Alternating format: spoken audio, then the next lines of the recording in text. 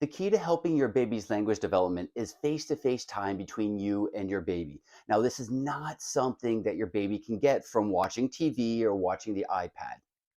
I want to talk about some of the things that you can do that are super beneficial for your little one during face to face play, but then also something that is really not beneficial and that we want to make sure we stay away from. Now, even if you're a super busy parent, don't worry. There are a lot of opportunities throughout your baby's daily routine where you can do face to face play. During diaper changes, bath time, feeding time if they're in the high chair. Tons of opportunities if you just keep a lookout for it. The first thing that you can do, which fits absolutely perfectly into your baby's daily routine, is simply talking about what you're doing. Whether you're changing the diaper, or getting dressed, lift the arm up, okay, sleeve goes on. If you're feeding, whatever it is, if you're taking a bath, talking about what body part that you're washing. This is all super beneficial for your little one.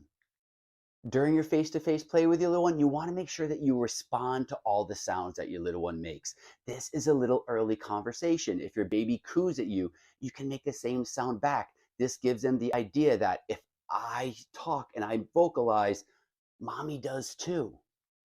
Now, if your little one screams, you don't have to scream to imitate them, just more purposeful cooing, babbling, even the raspberries. Super fun, super helpful for our little ones. Even responding to your baby's facial expressions when you're face to face play. So your baby might not be making sounds, but even if she's smiling at you, you can smile right back. They're going to learn that it's just a give and take. And then they smile at you, you smile, you get all excited, you start playing with them, doing fun things.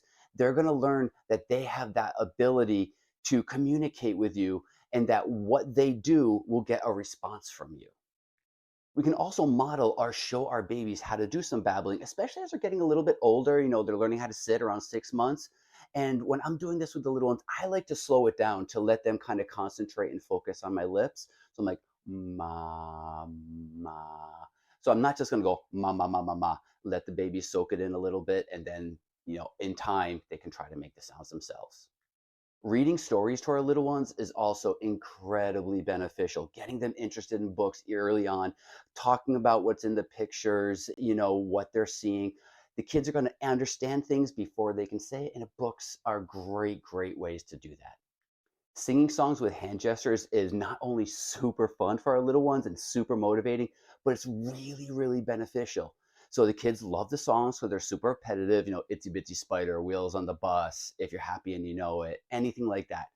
And what happens is we're doing the motions, and then the babies get interested in the motions because babies can imitate gestures before they imitate words. So with the songs, they're super motivated, it's repetitive, and the babies can learn how to do those, and you're laying that foundation for them to develop their talking skills. Now, while doing face to face time, what isn't beneficial for our little ones? Well, if we're not interacting with them, we could be literally face to face, changing their diaper, getting them dressed. But if we're not responding to the sounds they make, responding to their smiles, or if we're just stone faced and we're not being vocal, we're not talking about what we're doing, yeah, sure, your baby's face to face with you, but we're not giving them any stimulation. We're not doing anything that's going to help grow their language understanding or speaking. Now, something that you might not think of as being really beneficial to language development, but is crucial to it, is the baby's floor time, getting them stronger. When we talk from our core, our motor development and our strengthening, our tummy time, our sitting, our rolling, all of that strengthens the core and lets the kids get ready to make the sounds. It's not a coincidence that once the kids are doing tummy time well, they start cooing. Once they're sitting really well, we typically start to hear some of the babbling. It all goes together. So not the walker, not the extra saucer or the jumperoo, anything like that. Floor time is the key.